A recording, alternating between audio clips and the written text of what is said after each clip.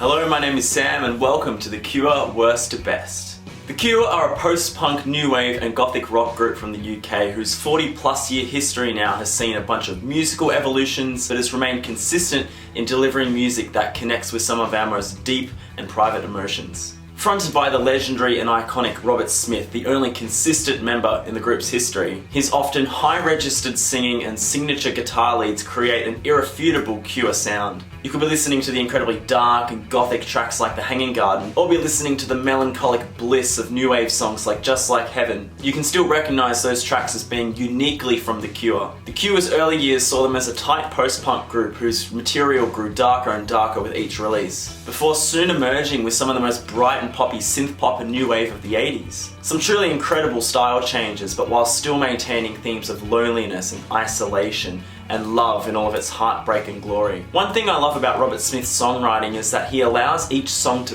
build, with each piece of instrumentation slowly building as the song progresses. It almost shows the audience how important each piece of instrumentation is in the song. You will sometimes find yourself halfway through a track before Smith has even entered with a vocal. This way the song can really breathe, and it's just something that I absolutely love. The Cure was a band that I got into after experiencing heartbreak. The music was able to really tap into my most inner and personal feelings and really show me what I was feeling through the music. Being able to sort of see what I was feeling enabled me to both heal, but it's almost as if the music understood what I was experiencing. For this reason, The Cure have become such a special and important band to me, but I feel it's the same reason why so many different generations and cultures all around the world really connect to this music. It's understandable why they're often compared to bands like the Smiths, whose music often elicits the same sort of melancholic feelings, even though The Cure and the Smiths have quite different sounds. Today we're going to rank all of The Cure's albums that were released between 1979 and 2008. So here we go, here's The Cure from worst to best. Wild mood swings is exactly what I experienced when listening to this album. The album opens up with the track Want, and we think that we're going to get yet another excellent Cure record. We have a fantastic build-up with these big gothic rock guitars, the lyrics exploring the desire to just consume and consume while never really feeling fulfilled. But from that point on, things just start to go downhill. The 13th is this piece of Latin pop, which can only really be enjoyed if thought of as an experiment. Mint Car just feels like a poor man's Friday I'm in Love, but the lyrics just feel so forced and unnatural and cliche to a fault. Jupiter Crash is nice, but kind of underwhelming, and that just kind of sets the tone for the rest of the album. It's just a series of fine, mostly forgettable, benign tracks. It's not really a bad album, like you can put it on and kind of enjoy it, but you're not gonna be left with anything really special. Track to track, it just doesn't really flow nicely and just sort of feels a bit too bloated for its own good. Overall, mostly unimpressive. 5 out of 10. Bloodflowers. I was fortunate enough to be able to grab 2 of the most recent Record Store Day picture disc editions. This is my second least favourite Cure album, but I have 3 copies. I do have a bit of a love-hate relationship with this album. Some of the tracks here I really enjoy, but some of the other tracks I just hate. I respect this album for experimenting with some sounds we really hadn't heard from the band up until this point. Out of This World opens up the album and it has these sort of spacey beats and these nice strumming guitars, and Robert Smith enters with this very sort of dreamy vocal. I really enjoy this track and it's honestly one of my favourite Cure openers. But then things get terrible immediately. It's followed up by Watching Me Fall, which is the only Cure track that I've gotten halfway through and I've had to skip. This 11-minute plus track can sometimes be a real chore to get through. Smith's singing is just this dreadful moaning. The lyrics are angry, yet I don't really feel any of the emotion. Everything just feels very over-compressed and repetitive. Where the Birds Always Sing, yet again, just another repetitive track. Then there are tracks like Maybe Someday and The Last Day of Summer, which I really enjoy. The Loudest Sound is a strange one as well. It kind of sounds like it's produced by Enigma. 39 is almost as bad as Watching Me Fall. This is just a really mixed bag. Some tracks that I really enjoy, while others I feel are honestly some of the Cure's worst. I'd give this a light 6. For those wondering, the back looks like this. And here's the gatefold.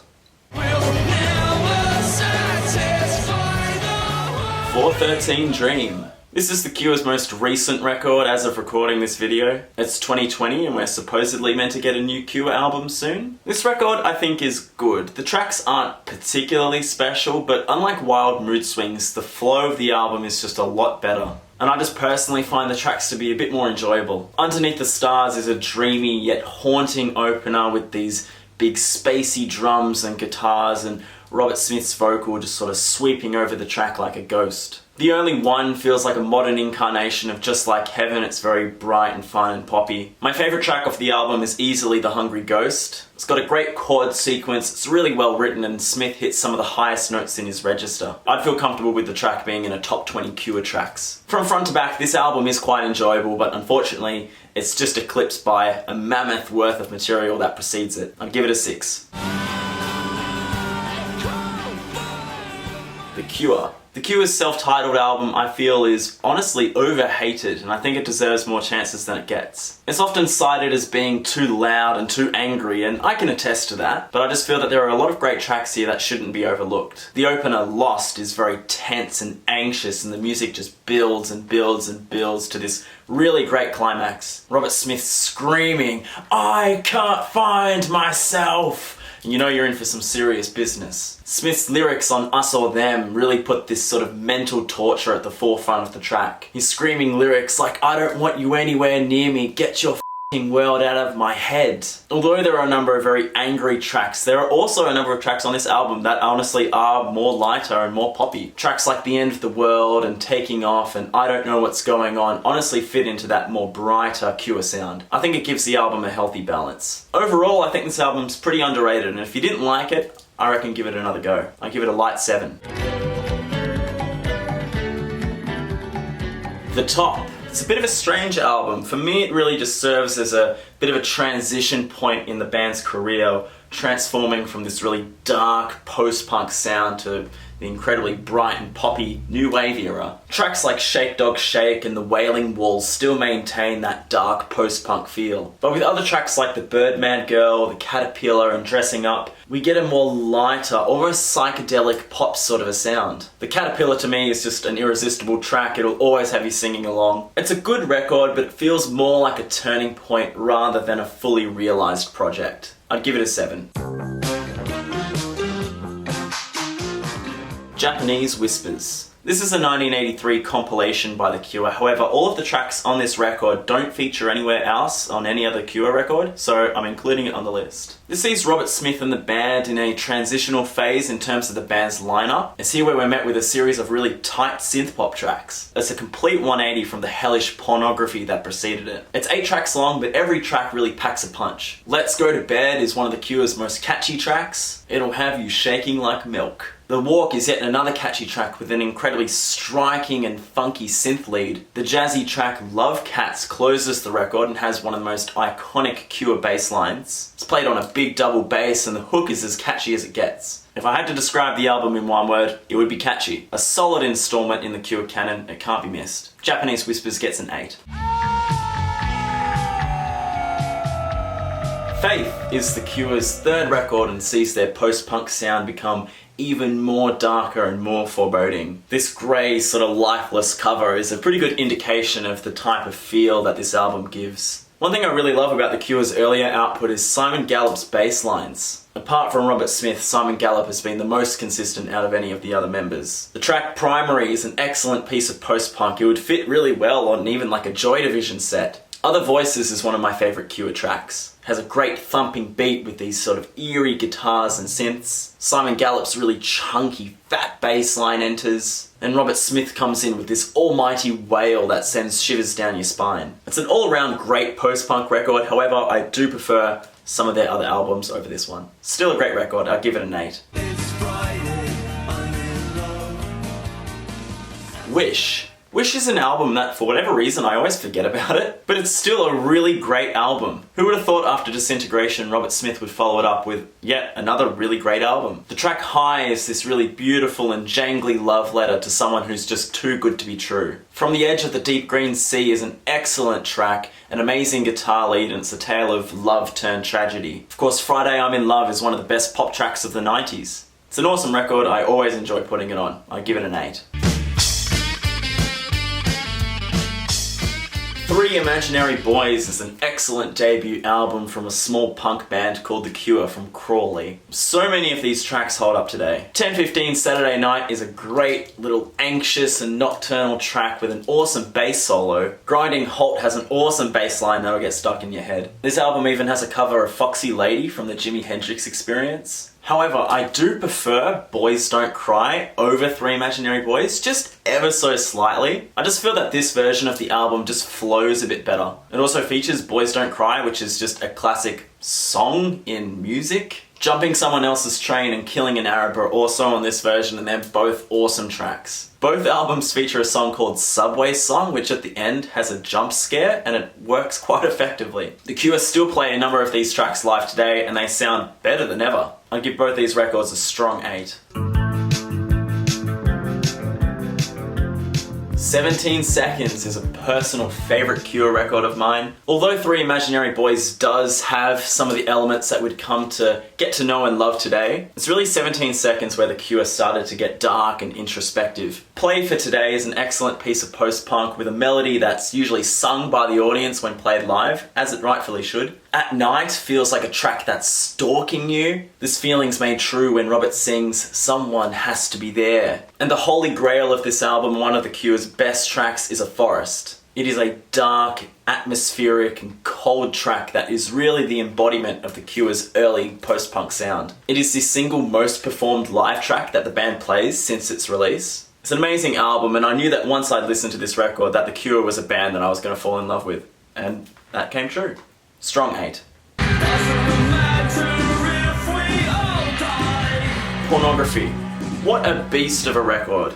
It's not one that I listen to often because you've really got to be in the right mood to listen to it, but damn does this record ever put you in a dark, dark place. The opening line of the record on 100 Years, doesn't matter if we all die. And that really sets the mood for the rest of this album. This album is heavy, dark, it's nihilistic and existential. You could even say it's suicidal. This is really the pinnacle of the Cure's sort of dreadful sound, and I don't mean that in the sense that it's bad, I mean in the sense that it evokes a sense of dread. It's an incredibly satisfying record to put on if you're having a really shit day. Just front to back, this record is just a masterwork of gothic rock and post-punk. Strong 8 to a light 9.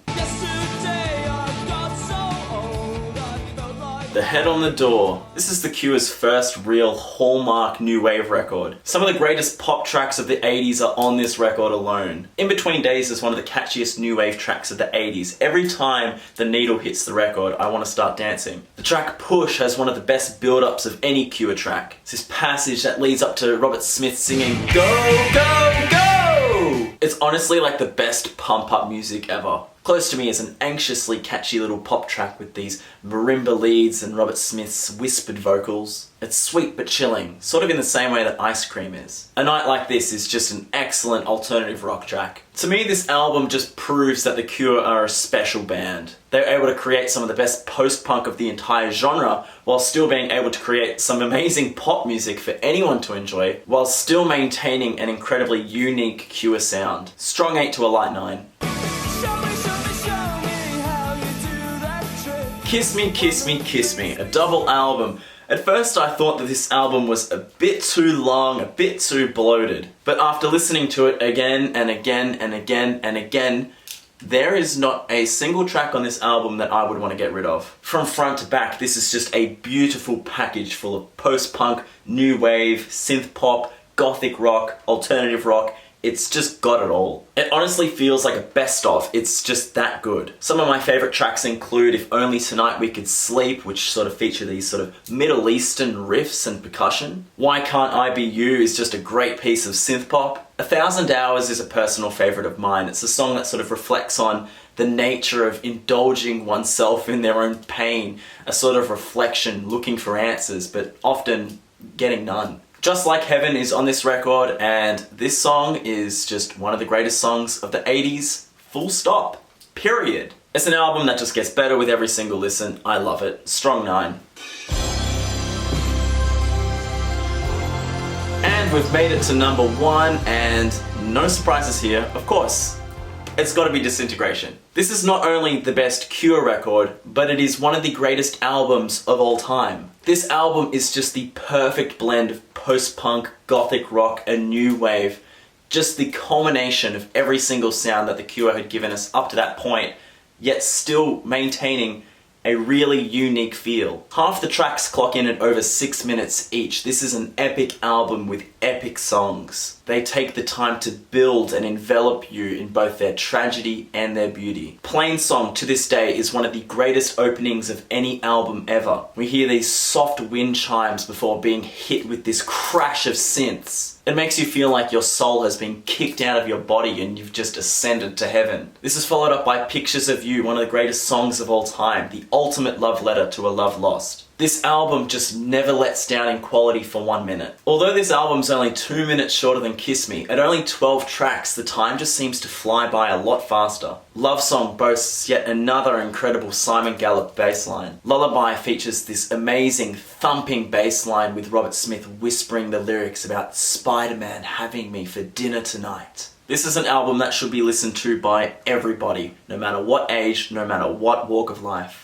It's just one of the greatest albums of all time, and everything that has been said about it pretty much has been said. Strong 10. So that's my take of The Cure from worst to best. Thank you so much for watching. It was a lot of fun making this video. I can't wait for the new album. It's been 2 years since I made a video like this. Hopefully it won't be another 2 years before I make the next one. Please like the video if you enjoyed, and please subscribe to see more content. You can check out my Vinyl Bite series where I talk about random records from my collection. And let me know in the comments below what your Cure best to worst looks like. I'm Sam, stay safe, I'll see you next time. The Cure forever.